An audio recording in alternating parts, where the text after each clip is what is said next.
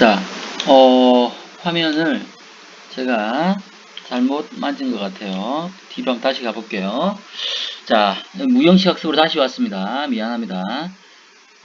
마우스가 우리 게임하는 우리 아들이 마우스를, 저한테 익숙하지 않은 걸 사용해서. 자, 무형식 학습 중에 우연적 학습까지 설명합니다. 학습 중에서 뭐가, 의도적인 성찰이 배제되었을 때 일어나는 학습, 이거는 바로 우연적 학습이라고 하는데요. 이건 무형식 학습이라고 볼 수가 없습니다. 자, 다음 평생교육의 관련 개념입니다. 관련 개념. 자, 교재로는 37쪽을 가볼까요? 자, 37쪽 가보면 개념이 이렇게 나옵니다. 성인교육, 그 다음에 계속교육, 사회교육, 순환교육, 민중교육입니다. 자, 그러면 다른 말로 뭐냐면 얘들은 평생교육의 유사 개념 혹은 관련 개념이라고 볼 수 있습니다. 첫 번째, 성인교육 37쪽입니다. 말 그대로 adult education이죠. 주로 이건 어디에 방점을 둡니까? 대상에 방점을 두는 거죠. 자, 성인이 참여하는 교육과정. 주로 미국, 북미에서 평생교육을 성인교육이라고 부릅니다. 이 정의는 뭡니까? 사실은 유아교육, 초등교육, 중등교육, 고등교육도 다 평생교육이지만 특히 성인을 대상으로 강조할 때, 성인교육을 했을 때는 평생교육의 개념과 다르지 않다는 겁니다. 두 번째, 계속교육입니다. 교재 38쪽인데요. 영어로는 continuing education이라고 합니다. continuing education. 말 그대로 시간적인 맥락을 강조하는 거죠. 계속 뭐 한다? 교육을 한다는 겁니다. 이것도 역시 캐나다나 미국 등의 북미에서 평생교육을 다른 말로 계속교육이라고 합니다. 그래서 어떤 학자를 만났는데 전공이 뭡니까? 예, 저 계속교육입니다. 네, 저 성인교육이나 하면 이분 평생교육을 전공하셨구나 라고 이해하면 되겠죠. 그 다음은 유사 개념이 사회교육입니다. 사회교육. 자, 이건 어떤 분들한테 이해가 되냐면요. 최소한 연세가 한 60대 이상 분들에게는 평생교육하면 그게 뭐야? 이러실 수도 있어요. 뭐냐? 그분들에게 평생교육은 다른 말로 사회교육이 된대요. 학교를 밖을 나가면 뭐가 있습니까? 사회가 있죠. 그래서 학교 이외의 교육활동을 예전에는 뭐라 불렀다? 사회교육으로 불렀다는 겁니다. 학교 밖에 사회가 있기 때문에 상당히 이분법적인 개념이죠. 근데 오늘은 제가 어떤 얘기 했습니까? 학교와 사회가 분리될 수 있다 없다? 없다라고 했죠. 그 다음에 네 번째 개념은 순환교육입니다. 순환교육. 이 개념을 강조하는 건 OECD입니다. OECD. OECD는 뭡니까? 강조하는 개념이 지속 가능한 교육, Sustainable Education. 자, 다른 말은 Sustainable Development Education. 지속 가능한 교육을 강조하고요.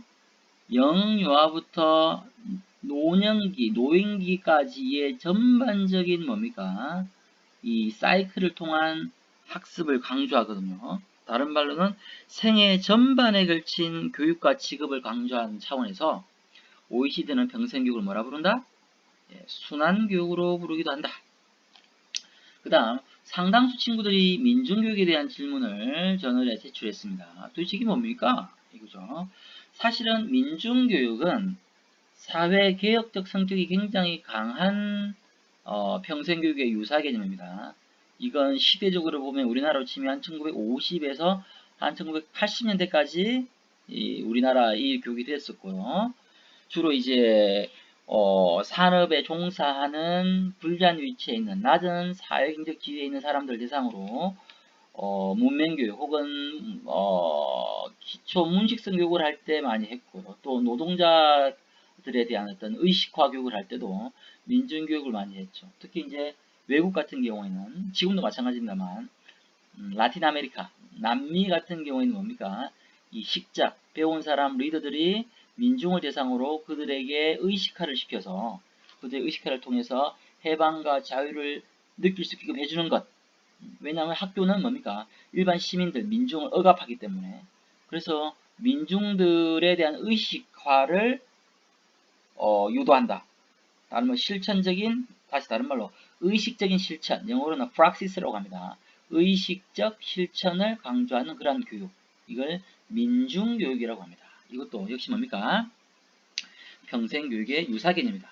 그런데 이 모두를 통칭하는 게 보다 lifelong education, 평생교육이라고 이해를 하면 될 것 같습니다.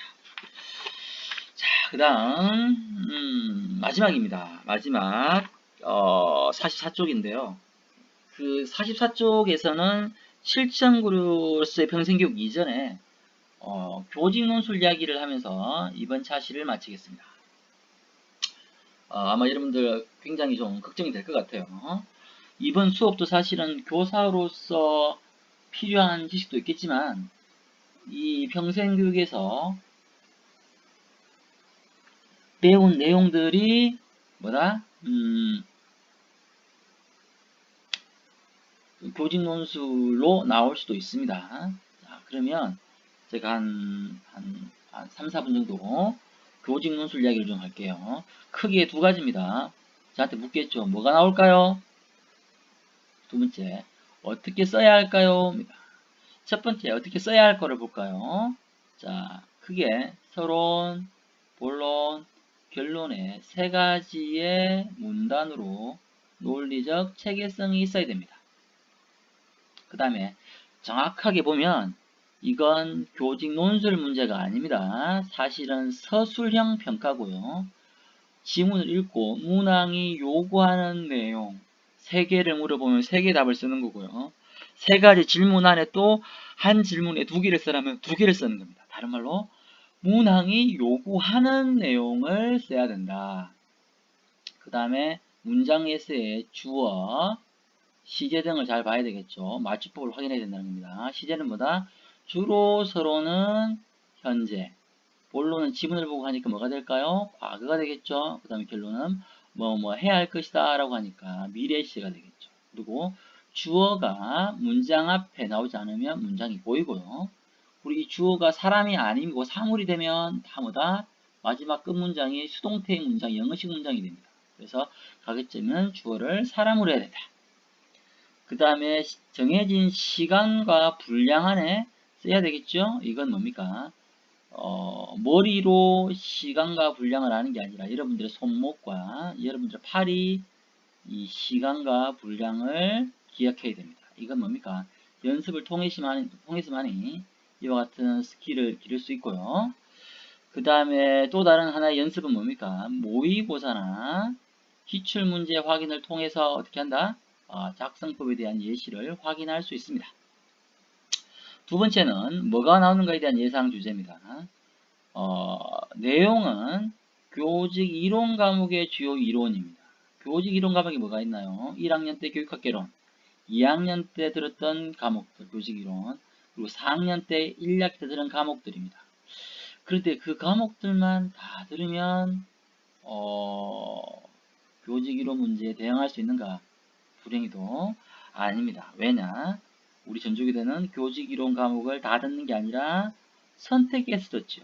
어떤 친구들은 교육심리, 어떤 친구들은 교육사회, 어떤 친구들은 교육평가를 듣지 않고 교대를 졸업하게 됩니다. 그럼 내가 듣지 않았기 때문에 시험에 그 과목이 나오지 않느냐? 나옵니다. 그래서 여러분, 내가 선택하지 않았더라도 선택하지 않는 교직 이론에 대한 추가적인 학습이 필요하다는 것이죠. 자, 그러면 교직 이론이 그러면 상당히 많아요. 우리 학교에는 지금 초등과에 9분의 교수님이 계시죠. 그러면 교직 이론이 9개만 있냐? 아니요, 더 많아요. 그런데 이 9개가 9개 교수님이 뭡니까? 대충 시험에 잘 나오는 주제의 교수님들로 구성되어 있습니다. 그건 천만다행이죠. 자, 주로 지문을 통해서 교직 논술이 나오니까요. 당연히 학교나 교실 안에서의 수업 장면과 혹은 그 상황과 연상된 과목들이 나오겠죠. 특히 뭡니까? 그 해 당해, 그러니까 2020년에 주요한 교육적 이슈를 잘 볼 필요가 있습니다. 예를 들면 뭐 안전사고가 났다든지 하면 안전 문제가 나올 수도 있고요. 그 당해 이슈가 굉장히 중요합니다.